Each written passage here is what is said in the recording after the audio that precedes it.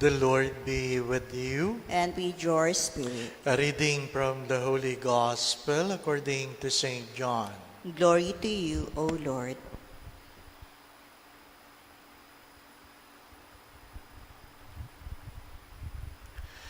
Jesus said to his disciples, "This is my commandment.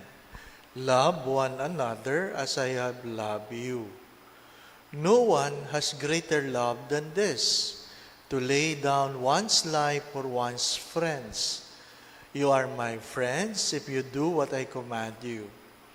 I no longer call you slaves, because a slave does not know what his master is doing.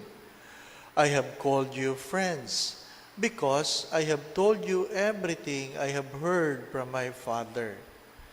It was not you who chose me, but I who chose you, and appointed you to go and bear fruit that will remain, so that whatever you ask the Father in my name, He may give you.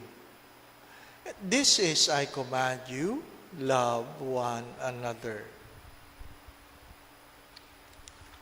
The Gospel of the Lord. Praise to you, Lord Jesus Christ. Today we also celebrate the memorial of San Isidro Labrador, the patron saint of our parish where I learned to serve in the church. There's nothing much we know about this saint, except that every morning before he go to his own farm, he would pass by the church. Among the peasant, he would simply wait himself in front of the door. Mag-aantay lang yan. Una pa yan kaysa doon sa nagbubukas ng pinto ng simbahan. Ano po? At magang maaga, pagpasok niya sa simbahan, ang kwento ay uupo lang yan doon sa likod. In the last pews, ay uupo yan, at ang prayer lang daw ni San Isidro ay, "Lord, andito na ako. Lord, I am here." And he will just simply be quiet, seated at the back of the church. When it's time to go, he would only say, "Lord, alis na po ako." Two simple prayers. Lord, andito na po ako. Lord, alis na po ako. He has to leave early before the Mass could start because he works in the farm. Pag ikaw ay magsasaka, dapat maaga pa lang nandun ka na sa iyong sakahan kasi ayaw mong abutan ka ng init ng araw habang nagtatrabaho. And because of this, people envied him. Yung mga kasama niya, mga magsasaka, naiinggit sa kanya. Ano po? Yung kanyang sinasaka, the land he farmed is not his. So yung mga kasama niya magsasaka, ano po, naiinggit sa kanya. At para siya ay mapahamak, isinumbong siya sa may-ari na sakahan. Ano po? Sinumbong siya at tinawag yung may-ari na sakahan. Sabi, yan po si Isidro, yan ay hindi nagtatrabaho. Sabing gano'n, yan ay hindi nagtatrabaho. Tingnan po ninyo, pumunta kayo sa farm. Ano po? Wala siya doon.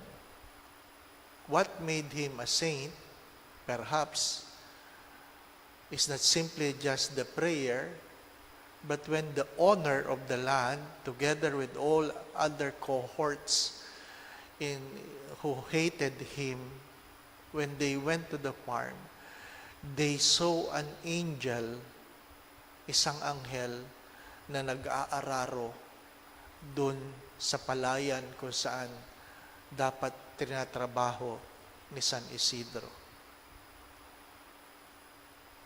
Matagal ko yung pinagninilayan, maliit pa lang ako. Ano po? Kasi magandang pagtuunan ito eh. Ano ba talaga ang mas mahalaga? Hindi po ba ano?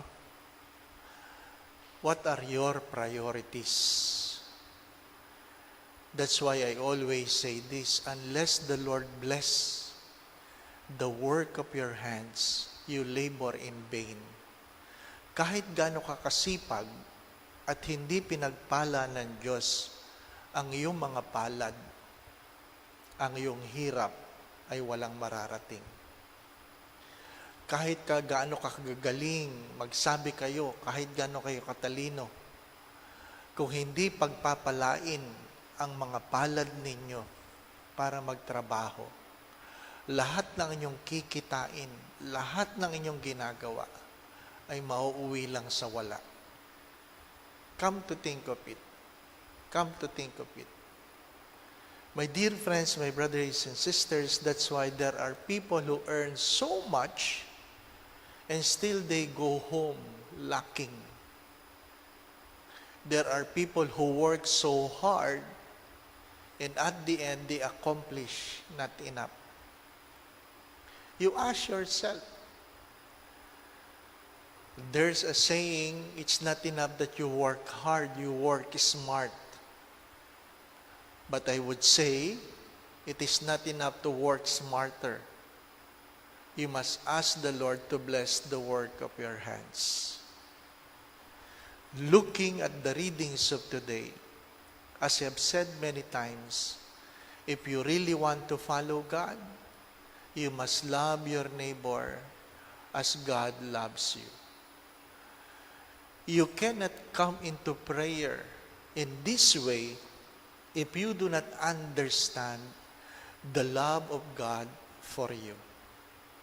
You cannot put or you cannot entrust the works of your hands to this God if you do not understand how much God has cared for you. My dear friends, my brothers and sisters, following Jesus is not about doing. Following Jesus is about being. Following Jesus is not about doing. It is about being what we have become. What we have become. It will depend on you who you want to follow. Hindi lahat na nagsisimba sumusunod sa Diyos. It's good to re-examine ourselves. It's good to re-examine ourselves. Ang akin po bang ginagawa, dala ng aking pagmamahal sa Diyos dahil naintindihan ko ang kanyang pagmamahal sa akin. It is not about what I can get from God. It is about understanding how much I am being loved by God. Amen.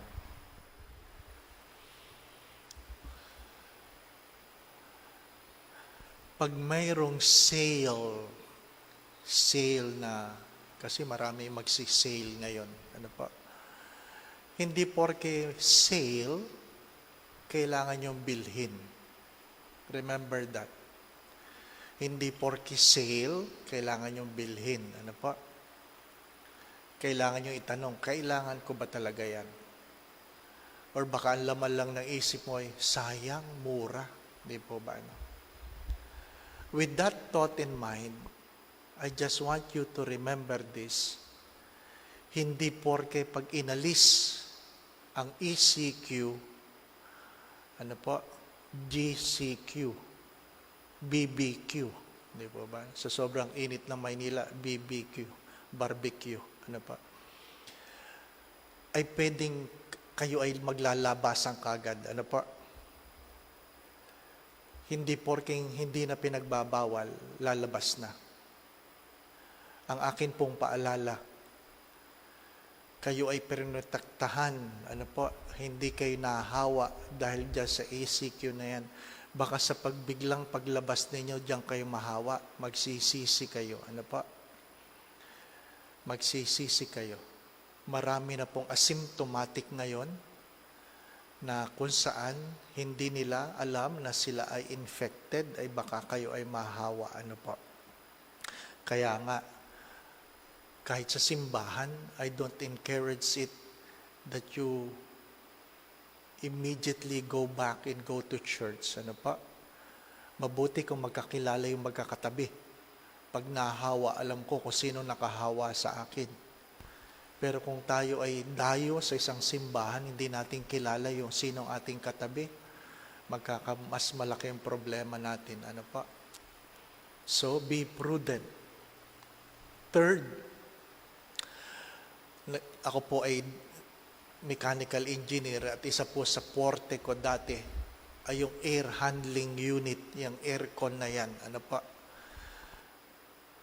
Alam po ninyo sa tinagal-tagal na hindi tumakbo ang aircon sa mga malls, punong-puno yan ng molds ngayon, molds. Ano po?